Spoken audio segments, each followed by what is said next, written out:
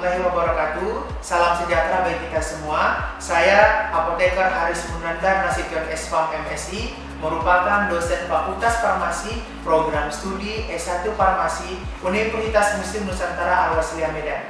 Sebagai seorang dosen, memiliki kewajiban melalui tugas utama, yaitu melaksanakan Tridharma Perguruan Tinggi, ada pengajaran, penelitian, dan pengabdian kepada masyarakat.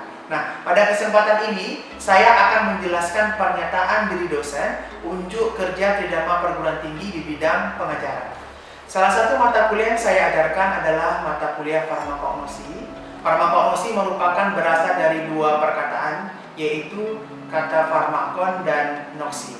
Farmakon itu artinya adalah obat, sedangkan gnosis artinya adalah ilmu atau pengetahuan. Jadi, farmakognosi berarti adalah pengetahuan tentang obat, di mana di sini obat ini berasal dari bahan alam, baik itu dari bahan nabati, hewani, dan mineral. Adapun deskripsi mata kuliah ini membahas tentang sumber bahan alam, baik dari tumbuhan, hewan, maupun mineral yang digunakan sebagai obat, bahan alami dalam pengobatan. Farmakognosi juga berisi tentang definisi, kemudian ada keberadaan, penamaan, klasifikasi, manfaat baik metabolit primer maupun metabolit sekunder, serta memberikan kemampuan analisis kepada mahasiswa terhadap preparat farmakognosi, terutama pada aspek sifat fisik kimia dan fisikokimia, serta pemeriksaan dan kontrol mutu bahan baku obat tradisional menuju produk herbal terstandar dan fitofarmaka sesuai dengan metodologi mutakhir. Untuk capaian pembelajaran mata kuliah, diharapkan mahasiswa mampu yang pertama adalah menjunjung tinggi nilai kemanusiaan dalam menjalankan tugas berdasarkan agama, moral, dan etika. Yang kedua, menunjukkan sikap bertanggung jawab atas pekerjaan di bidang keahliannya secara mandiri.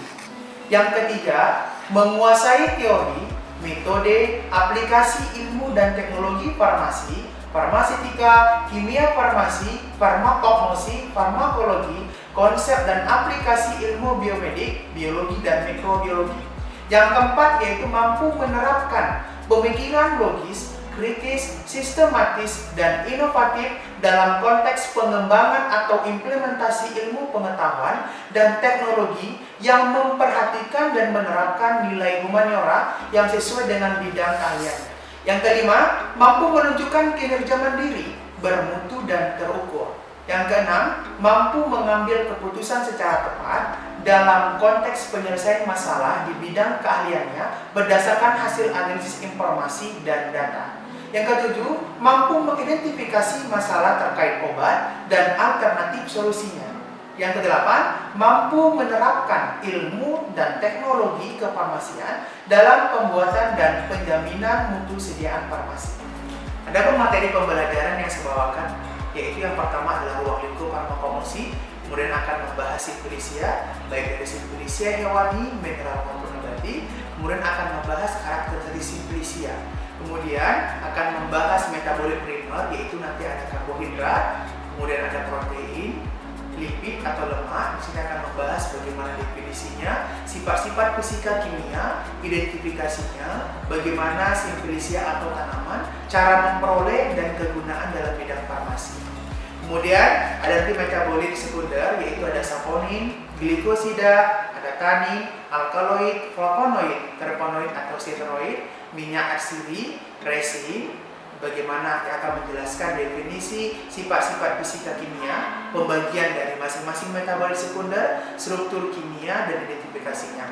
Juga akan membahas bagaimana dari simplisia atau tanaman, cara memperoleh dan kegunaan dalam bidang farmasi. Untuk mendukung kegiatan perkuliahan di kelas, saya menggunakan beberapa buku, yaitu nanti ada pengarangnya Dr. Edward Rees and William Charles, buku farmakognosi, kemudian ada Michael Hendrick, farmakognosi dan fitoterapi, kemudian ada buku Farmakope Herbal Indonesia, kemudian nanti ada buku Materi Medika Indonesia, serta sebagai pendukung nanti beberapa jurnal internasional maupun jurnal nasional. Dalam proses perkuliahan, saya menerapkan prinsip DAA, yaitu Delivery, Interaction, and Assessment. Yang dimaksud dengan delivery adalah bagaimana mata kuliah ini bisa disampaikan kepada mahasiswa dengan baik sehingga mahasiswa dapat memahami materi yang saya sampaikan. Dalam perkuliahan, saya menggunakan PowerPoint untuk pemaparan materi di depan kelas, di mana materi dibuat semenarik mungkin dengan menggunakan bahasa yang mudah dimengerti. Kemudian, saya memberikan contoh aplikasi materi yang diajarkan dalam kehidupan sehari-hari, sehingga sangat mudah dipahami. Misalnya, pada mata kuliah farmakologi ini, pada zaman dahulu di dalam kehidupan sehari digunakan daun jambu biji sebagai penggunaan obat diare. Jadi di sini saya menjelaskan bagaimana daun jambu biji tersebut bisa mengobati, bisa menyembuhkan diare, apa senyawa yang terdapat dalam kandungan metabolit sekunder terdapat pada tumbuhan tersebut. Nah, pada sistem pembelajaran yang kita gunakan pada masa pandemik, ya, pada Fakultas Farmasi, Universitas Muslim Nusantara Al-Wasliyah menggunakan metode hibrid, yaitu untuk teori menggunakan metode daring, sedangkan praktikum menggunakan metode tatap muka. Nah, pada proses belajar mengajar yang menggunakan perkuliahan secara daring, itu saya menggunakan bantuan aplikasi e-learning SIAKAD Portal Dosen, Universitas Muslim Nusantara Al-Wasliyah, Google Classroom, Google Meeting, dan Zoom. Dalam proses belajar mengajar, ada beberapa metode yang saya bawakan, yaitu yang pertama adalah dengan metode ceramah, yaitu memaparkan secara langsung, diharapkan mahasiswa mampu memahami apa yang saya jelaskan. Yang kedua yaitu metode demonstrasi atau simulasi atau praktek, di mana perkuliahan akan ada demonstrasi atau praktikum sesuai dengan materi teori yang dijelaskan, seperti bagaimana cara pembuatan simplisia, mengamati makroskopik simplisia dan mikroskopik simplisia. Kemudian yang metode yang ketiga yaitu diskusi kelompok, yaitu memberikan studi kasus atau permasalahan yang terkini. Seperti pada kasus COVID Corona ini lagi banyak membicarakan penggunaan bahan alam. Nah, di sini mahasiswa akan berperan aktif dalam menyampaikan pendapatnya pada bidang topik tersebut. Selanjutnya ada interaksi, yaitu interaksi bagaimana saya berinteraksi dengan mahasiswa. Jadi perkuliahan bukan saya saja yang asik berbicara, namun mahasiswa juga aktif mengembangkan pendapat dan bertanya, serta membuat kelompok diskusi terhadap materi yang saya bawakan. Nah, tugas saya di sini sebagai dosen yaitu mempertegas dan meluruskan apabila ada pendapat yang kurang tepat dengan sesuai materi yang dibawakan. Kemudian ada asesmen. Dalam melakukan penilaian, saya memberikan tugas seperti ada tugas makalah, kemudian ada bedah jurnal dan kuis, di mana kuis dibantu dengan aplikasi Google Form. Mahasiswa langsung dapat melihat kemampuannya, melihat langsung skor nilainya secara transparan. Jumlah benarnya berapa, salahnya juga berapa, itu akan terlihat. Nah, ada pun persentase bobot nilai ya di Universitas Muslim Nusantara Al-Wasliyah, yaitu kehadiran ada 10%, kemudian ada tugas 15%, kuis 5%, UTS 30%, dan UAS 40%. Sekian penjelasan salah satu mata kuliah yang saya bawakan. Berikut ini saya akan tampilkan video proses belajar mengajar. Assalamualaikum warahmatullahi wabarakatuh. Waalaikumsalam warahmatullahi wabarakatuh. Selamat pagi. Pagi, Pak. Baik, sebelum kita memulai proses perkuliahan, langkah baiknya kita berdoa menurut ajaran agamanya masing-masing. Berdoa dimulai. Berdoa selesai. Baik, hari ini kita akan membahas tentang karakterisasi simplisia, di mana pada pertemuan sebelumnya kita sudah membahas itu adalah tentang simplisia. Nah, masih ingat dengan materi yang kemarin tentang simplisia? Ada yang masih ingat? Ya, siapa yang ingat? Siapa yang ingat?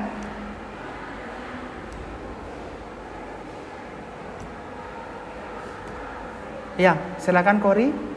Simplisia adalah sekian obat tradisional yang terdiri dari bahan hewani, tumbuhan, dan mineral yang belum mengalami proses apapun kecuali pengalingan. Oke, ya, jadi simplisia itu adalah bahan alami yang digunakan sebagai obat yang belum mengalami pengolahan apapun kecuali dinyatakannya adalah bahan yang telah dikeringkan. Nah, kemarin itu ketika kita sudah memahami apa itu simplicia, kemudian kita kemarin membahas tentang bagaimana cara proses pembuatan simplicia, ya, langkah-langkah bagaimana pembuatan simplicia. Yang pertama kemarin apa? Pengumpulan bahan, iya, pengumpulan bahan baku. Oke. Yang kedua, sortasi basa. Yang ketiga, pencucian. Yang keempat, perajangan. Yang kelima, pengeringan. Yang keenam, sortasi kering. Selanjutnya, pengepakan dan penyimpanan dan pemastian mutunya. Oke.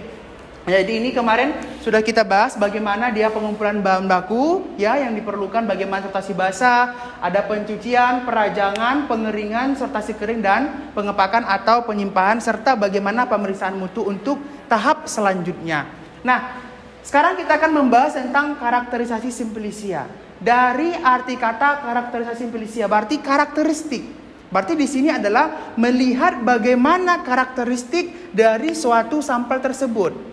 Melihat bagaimana kebenaran simplicia yang akan kita uji. Bagaimana karakteristiknya, bagaimana ciri-cirinya. Nah, sehingga melihat bagaimana mutu dari suatu simplis tersebut. Yang nanti yang kita harapkan adalah bagaimana bisa menuju pembuatan obat tradisional dari obat herbal tersandat, bahkan bisa menuju ke obat fitofarmaka. Nah, untuk sediaan obat tradisional itu nanti ada 3, ya, sediaan obat tradisional 3, yaitu yang pertama nanti adalah jamu, yang ketiga adalah OHT, yang kedua adalah OHT, yang ketiga adalah fitofarmaka. Oke, fitofarmaka. Nah, jamu di sini artinya adalah jamu itu berarti suatu pengobatan bahan alami yang dimana digunakan secara turun-temurun. Biasanya ada 3 generasi. Nah, berbeda lagi dengan nanti OHT. Kalau OHT ini merupakan suatu pengobatan yang sudah melakukan uji praklinik dan sudah mengalami terstandarisasi. Apa itu uji praklinis? Uji praklinis, ya. Uji pada hewan. Iya, uji pada hewan. Nanti ada uji praklinis, ada uji klinis. Kalau uji klinis ke uji kemana? Iya, itulah masukkan ke fitofarmaka. Yaitu dia sudah melakukan uji, namanya uji klinis. Nah, makanya kita perlu, ya, melihat bagaimana mengkarakterisasi dari simplis yang akan kita gunakan. Nah, yang pertama itu yang dilakukan dalam karakterisasi simplicia adalah penetapan kadar air. Nah, kira-kira ada yang tahu nggak kenapa kita melakukan harus dilihat kadar airnya? Ada nggak yang bisa? Satu orang? Nggak apa-apa, salah. Iya, kenapa? Karena jika kandungan air di dalam suatu obat tradisional itu terlalu banyak, maka akan menyebabkan percepatan pertumbuhan dari mikroba. Iya, karena air itu merupakan media baik pertumbuhan mikroba. Jadi makanya perlu kita lihat berapa kadar airnya, masih layak tidak atau tidak. Nah, secara umum itu batasnya adalah tidak boleh di atas 10%. Nah, kandungan air yang berlebihan pada bahan atau sediaan obat tradisional itu akan mempercepat pertumbuhan mikroba dan juga dapat membuat terjadinya hidrolisa terhadap kandungan kimia sehingga dapat mengakibatkan penurunan mutu yang dikatakan teman kalian tadi. Maka oleh karena itu kita perlu melakukan penetapan kadar air. Nah, untuk penetapan kadar air nanti di sini ada 3 metode. Nanti ada menggunakan metode titrimetri, kemudian ada metode azeotropi, dan yang ketiga adalah menggunakan metode gravimetri. Yang pertama kita lihat. Nah, ini yang pertama kita lihat metode titrimetri. Di sini adalah metode ini berdasarkan atas reaksi secara kuantitatif air dengan larutan anhidrat, belerang dioksida dan iodium dengan adanya dapar yang bereaksi dengan ion hidrogen. Ya, itu yang titrimetri. Nah, satu lagi nanti ada yang azeotropi. Nah, ini yang paling sering digunakan, ya. Metode ini yang paling sering karena dia yang paling lebih efektif dibandingkan dengan metode ada titrimetri dibandingkan lagi dengan metode gravimetri. Nah, untuk metode ini, ya, paling efektif untuk penetapan kadar air karena terjadi penyulingan berulang-ulang, ya. Terjadi penyulingan berulang-ulang dalam labu dan menggunakan pendingin balik untuk mencegah adanya penguapan yang berlebih. Nah, biasanya ini menggunakan pelarut toluen. Ya, bisa menggunakan pelarut toluen. Nah, ada nanti tahapan prosedur digunakan untuk toluen. Apa tujuannya? Ya, karena dia memiliki titik didih yang lebih tinggi dari air, yaitu 110,6 derajat Celcius. Nah, yang paling wajib kalian ketahui nanti di sini adalah, ini akan masuk di soal kuis ya, biasanya akan saya masukkan, bagaimana prinsip percobaan dari alat agiotrop. Nah, kalian harus tahu. Prinsipnya itu adalah 2 campuran atau lebih yang tidak tercampur, dia akan memisahkan di mana titik didih yang terendah yang akan menguap terlebih dahulu. Jelas ya, pasti yang titik didih yang terendah dia akan lebih menguap terlebih dahulu, kemudian didinginkan oleh kondensor sehingga menjadi tetesan uap atau destilat yang akan kita tampung. Nah, berikut gambarnya, nanti ada rumusnya ya. Ada persen kadar air, yaitu volume kedua dikurang volume pertama, nanti dibagikan dengan berat sampel dikalikan dengan 100%. Nah, biasa kayak destilasi ya alatnya, cuman ini berbeda lagi dia. Nanti di sini ada air masuk, air keluar. Kalau air masuk di mana? Yang bawah atau yang atas? Air masuk. Air masuk di mana? Di bawah. Ya, baru yang keluar yang di atas. Kemudian nanti ada yang ketiga adalah metode gravimetri, yaitu dengan menghitung susut pengeringan hingga tercapai bobot tetap. Bobot tetap artinya bobot konstan, yang dimana penimbangan secara berulang itu tidak boleh dia lebih dari 0,5 mg per gram sisa. Jadi nanti sampel itu ditimbang ya, dimasukkan nanti ke dalam oven, dikeringkan di oven, kemudian masukkan dalam sikator, baru timbang, baru lakukan lagi pengulangan. Nah, sampai dia bobot konstan, tidak boleh lebih dari 0,5 mg. Itu yang pertama, penetapan kadar air. Baik, nah sekarang yang kedua adalah penetapan kadar sari yang larut dalam air. Nanti penetapan kadar sari itu ada 2, sari yang larut dalam air sama sari yang larut dalam etanol. Nah, kita lihat di sini prosedurnya. Untuk penetapan kadar sari yang larut dalam air, ditimbang 5 gram serbuk simplicia maserasi dengan 100 ml air kloroform selama 24 jam menggunakan labu bersumbar sambil berkali-kali dikocok selama 6 jam pertama, kemudian dibiarkan selama 18 jam. Nah, jadi di sini pengerjaan pertama adalah harus dimaserasi terlebih dahulu. Pertanyaan saya, kenapa meski harus dimaserasi? Kenapa nggak harus langsung aja ditimbang 5 gram, masukkan pelarutnya langsung saring? Nah, siap ditimbang nanti kan disaring. Kenapa harus dimaserasi 24 jam? Ya, tersari ya, supaya dia tersari. Dikhawatirkan nanti kalau langsung ditambahkan 5 gram, dikasih pelarut langsung disaring, nggak tersari dia. Kita harapkan. Jadi disaring, baru diuapkan 20 ml filtrat hingga kering dalam cawan dangkal, kemudian dipanaskan pada suhu 105, ini bisa dipanaskan ke dalam oven, kemudian dihitung kadarnya. Selesai. Jadi sangat sederhana ya. Ditimbang sampelnya, kemudian dimaserasi selama 24 jam. Pakai pelarut apa? Air dan kloroform. Kemudian habis itu disaring, diambil filtratnya. Disaring sebanyak berapa diambil? 20 mili. Habis itu dipanaskan ke dalam oven, habis itu kita timbang. Kita lihat. Nah, cara perhitungannya, kadar sari dalam air adalah berat cawan ditambah sarut dalam air. Artinya ini tadi, berat cawan kosong tadi itu kan ada. Nah, sama berat cawan telah berisi. Berarti yang berisi tadi itu dikurangkanlah dengan berat cawan kosong. Dapatlah berat sari yang ini. Ya, yang dapatlah kemari. Dikali 5 dibagi dengan berat sampel. Berapa berat sampel tadi? 5 gram berat sampelnya. Dikali dengan 5.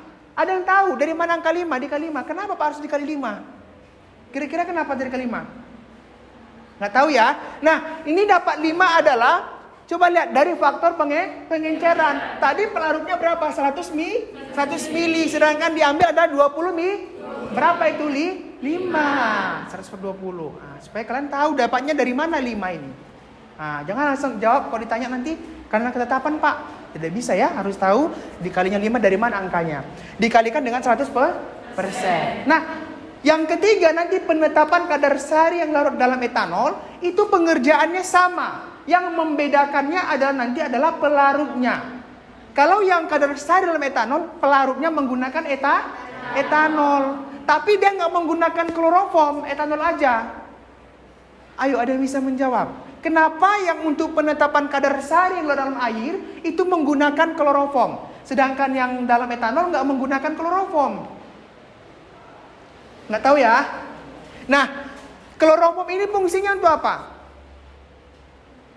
Sebagai pengawet, itu sebagai antibakteri. Air kan bahaya kan? Takutnya itu sebagai ini media pertumbuhan baik pada bakteri, maka ditambahkanlah dia kloroform. Fungsinya adalah sebagai antibakteri atau sebagai pengawet. Kalau etanol kan udah desinfektan, jadi nggak perlu lagi ditambahkan dengan kloroform. Rumusnya sama Pak, sama. Yang ketiga, ya, oke. Yang pertama tadi apa? Penetapan kadar A. Yang kedua, penetapan kadar sel dalam A. Yang ketiga, iya, penetapan etanol. Baik, yang sekarang adalah yang keempat, yaitu penetapan kadar abu total. Ya, ini prinsipnya adalah bahan itu dipanaskan pada temperatur di mana senyawa organik dan turunannya terdestruksi dan menguap hingga tersisa unsur mineral organik. Nah, ini tujuan penetapan kadar abu ini adalah memberikan gambaran kandungan mineral internal dan eksternal dalam simplicia, ya, mulai dari proses awal sampai terbentuknya ekstrak. Nah, ini biasa pengerjaan nama alatnya adalah tanur. Jadi suhunya sangat tinggi, ya, menjadi tanur. Nah, kita lihat bagaimana prosedur kerjanya. Untuk prosedur kerjanya, sebanyak 2 gram serbuk yang telah digerus, ya, simplicia itu ditimbang. Kemudian nanti dimasukkan dalam krus porselin. Nah, kemudian krus dipijarkan perlahan-lahan sampai arang habis. Di mana tadi dipanaskan? Tanur. Itu nama alatnya tanur. Selain itu nanti ada juga yang kelima, yang terakhir ini adalah kadar abu yang tidak larut dalam asam. Nah, ada lagi. Tadi kadar abu total ya. Sekarang kadar abu yang tidak dalam asam. Nah, bertujuan untuk menentukan tingkat pengotoran oleh pasir dan kotoran lain. Nah, ini dilihat juga. Nah, bagaimana cara kerjanya ya? Jadi abu yang diperoleh dalam penetapan kadar abu yang tadi, yang saya katakan tadi, makanya jangan dibuang. Yang tadi abu yang diperoleh, nah itu dididihkan dalam 25 asam klorida encer. Nah, jadi yang tadi yang hasil tadi itu dididihkan dengan pelarutnya adalah asam klorida sebanyak berapa mili? 25 mili. Nah, bagian larut dalam asam dikumpulkan, disaring melalui kertas saring bebas abu. Jadi habis itu udah dididihkan dengan 25 mili asam klorida encer tadi, baru kita saring. Ya, kita saring, kemudian dicuci lagi dengan air panas. Nanti kan ada residunya. Nah, ada residunya ya. Nah, residu dan kertas saring itu dipijarkan lagi. Udah disaring tadi kan, filternya keluar kan, ada residunya tadi itu, kita bungkus lagi, kita masukkan ke dalam cawan krus, masukkan lagi ke dalam tanur.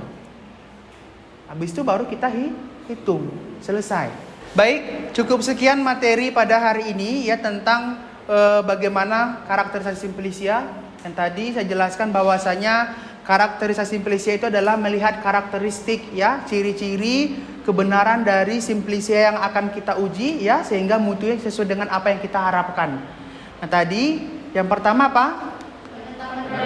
Iya, penetapan kadar air. Yang kedua? Yang ketiga? Yang keempat?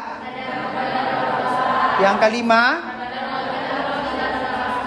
Iya, bagus ya. Yang kelima tadi itu mohon dipelajarin lagi ya. Saya berharap pertemuan untuk selanjutnya semua sudah memahami dan menghafal materi yang untuk hari ini. Saya yakin semua itu pasti bisa. Ya, bukan jangan kalian katakan, Pak, banyak kali yang harus dihafal. Ya, bukan soal mampu atau tidak mampu, tapi itu adalah soal mau atau tidak mau. Kalau kalian mau ya menghafal sebanyak apapun itu, kalau kalian mau menghafalnya dengan baik, maka bisa akan menjawab dengan baik. Maka bisa terhafal. Jadi tolong dicicil dari sekarang. Ya, jangan semua ujian baru dihafal semua, maka nanti hasilnya tidak bagus. Baik, seperti biasa kuis ya. Nanti kuis ada secara tulis, ada secara lisan. Saya selalu persiap perkuliahan. Yang untuk ujian kuis secara tertulis, itu nanti akan saya kasih di link Google Form-nya. Nah sekarang yang seperti biasa untuk kuis lisan itu hanya saya ambil untuk 1 orang pertama. Baik, untuk ujian lisan saya ingin bertanya tentang siapa yang cepat, angkatkan tangannya. Pertanyaannya adalah, dalam pembuatan Simplicia ini yang kita harapkan adalah supaya bisa meningkatkan mutu dari penggolongan pembuatan obat sediaan obat tradisional, yaitu dikelompokkan menjadi 3. Siapa yang tahu? Ya, Ike. Obat tradisional pada umumnya terbagi menjadi 3. Yang pertama adalah jamu. Jamu adalah obat tradisional yang diwariskan secara leluhur atau secara turun-temurun atau empiris, yang penggunaannya dapat kita buat di rumah sendiri melalui tanaman obat keluarga atau toga, dan dapat pula dibeli pada penjual jamu gendong. Oke. Yang kedua adalah OHT atau obat herbal tersandar. Obat herbal ini telah melalui uji klinis di laboratorium untuk menguji keamanan, efektivitas, serta toksisitasnya. Yang ketiga adalah fitofarmaka. Sama halnya dengan OHT, fitofarmaka ini melalui satu uji tambahan, yaitu uji klinis pada manusia guna menjamin keamanannya. Ya, bagus. Kasih aplaus untuk Sika. Baik, cukup sekian materi pada hari ini. Kurang lebih saya mohon maaf. Sampai jumpa di minggu depan. Wabillahi taufiq wal hidayah. Wassalamualaikum warahmatullahi wabarakatuh. Waalaikumsalam warahmatullahi wabarakatuh. Selamat pagi.